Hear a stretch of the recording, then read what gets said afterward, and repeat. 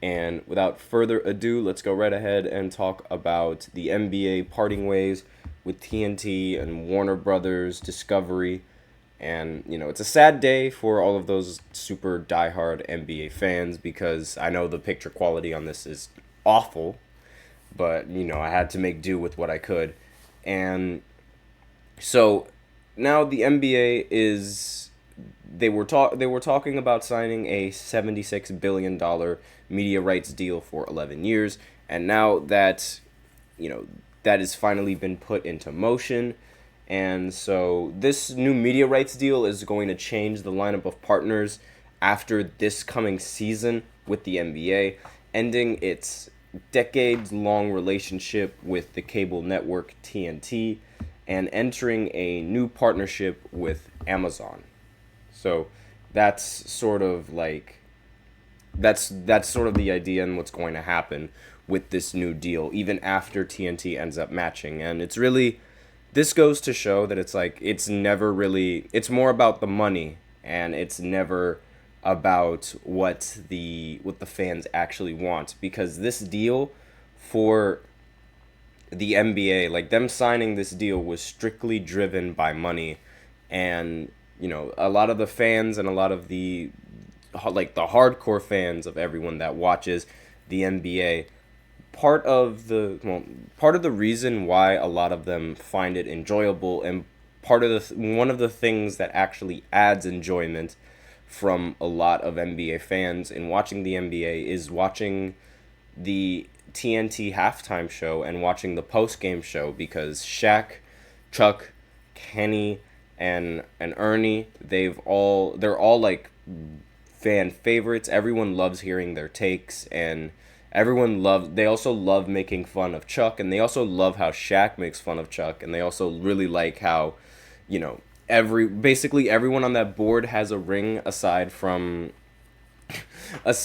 Chuck, and that's one of the reasons why everyone makes fun of him. And it's one of those like bright sides and one of those like positive things about NBA and NBA basketball. Once the playoffs roll around, it gets even better, and not really the pre-game interviews, the post-game interviews, and the halftime interviews and the halftime talks, they become full of guests. Like there would be a lot of guests on the show, and like there was a time when Paul George and Joel Embiid were actually hosting, well, helping TNT and Inside the NBA, and they were pretty good. I mean, obviously, having NBA players in a pregame interview, like having NBA talents on that board and talking about it provides a lot more insight than what you just get from Shaq and Chuck. Because while I do like their commentary is like they did play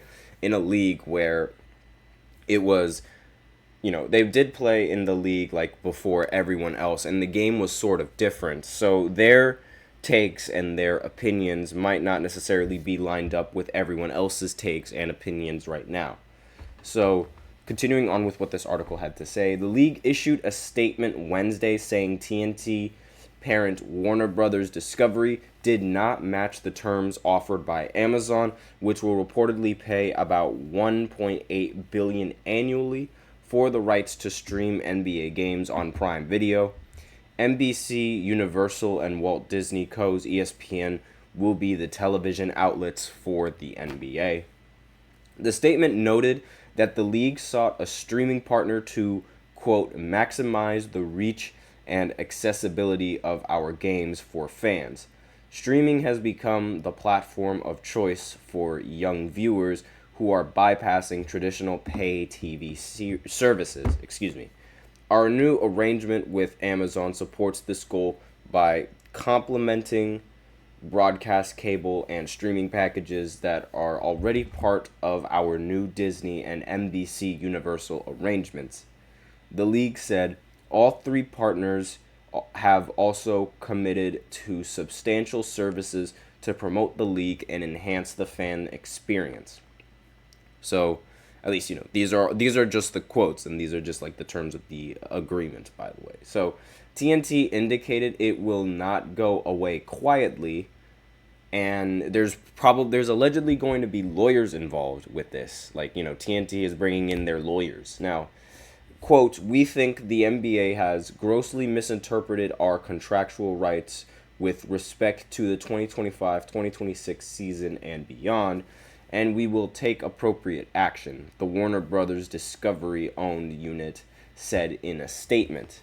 The deal makes Amazon's Prime Video a bigger powerhouse to the TV sports business thanks to its deep pockets. Now, obviously, Amazon Prime, now they have rights to, stream NFL games, and like Amazon already has it's already a player in live sports streaming arena because of its Thursday night football package. So it's like, every single Thursday night, even though I don't like it, I always got to put on Amazon Prime in order to watch football. And even though like I would much rather watch it on the cable, it does make it a little bit easier to watch these teams on the go, because, I could pull up my phone and I can watch the game while it's being streamed on my phone a little bit easier than I could if it was on a cable sports channel.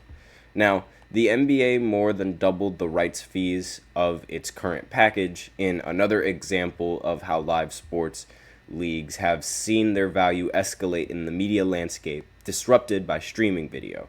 Live sports are must-have properties for a lot of TV networks, and they're no longer the first stop for scripted dramas and comedies. But tech companies getting into the video business also want sports to create greater scale for their streaming businesses, and leagues realize that streamers are the go-to source for a lot of the younger fans, as opposed to being attracted to the older audience, even though I think it should be a little bit of a balance between both.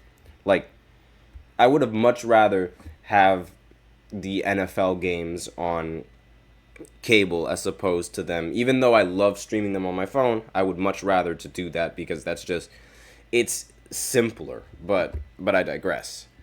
Now, Prime Video is going to carry like about 66 regular season games and the NBA Cup, a mid-season tournament launched last year, in case you guys don't know what that is.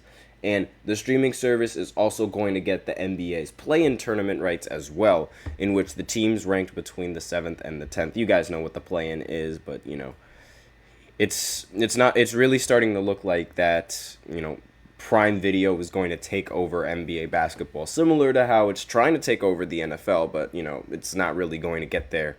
Now, Comcast is going to pay $2.5 billion for its package, which includes 100 regular season games, and the deal features 50 games for its streaming platform Peacock, a boost for the service with 30 million subscribers, which is lagging behind such competitors as Netflix, Max, and Paramount Plus. So, really, one of the biggest reasons why a lot of people have Peacock was to watch Caitlin Clark and to watch the Iowa games and the WNBA games, and the streaming viewership went through the roof with those women's playoff games. So NBC is also going to have national game on Sunday nights following the NFL playoffs, and regional coverage on Tuesday nights. It will also have exclusive rights to the first round of the NBA playoffs, and will have the conference finals every other year, starting with the 2025 and the 2026 season. So, and there's a lot more deals with like a lot of other media companies. Walt Disney's companies, ESPN remains the home of the NBA Finals, so they're going to keep the NBA Finals on ESPN, and this will continue to air on broadcast network ABC as it has since 2003.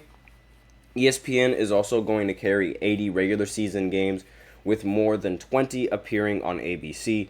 Disney is also going to pay $2.6 billion per year, up from $1.4 billion on the current deal. So, this is all about the money, and this TV deal hits the NBA in exactly the right spots where they need it, and bringing global attentions, or a little bit of global attention, to the NBA is exactly what Adam Silver wants. Like he basically envisions like a league where the entire world is just part of the NBA. But I don't know how he's going to get to that part, but we'll see. So that's it for the first segment. So now I will go ahead and go into the second segment right after this short break. So be sure to stay tuned and I'll be right back.